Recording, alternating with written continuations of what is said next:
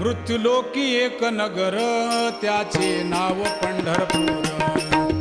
येथील मोकाशी उभा शेविटेवर पुंडलिक भक्तराज शोभे चंद्रभागा तीर. बोलती साधू संत जीवा वाटे हुरहुर.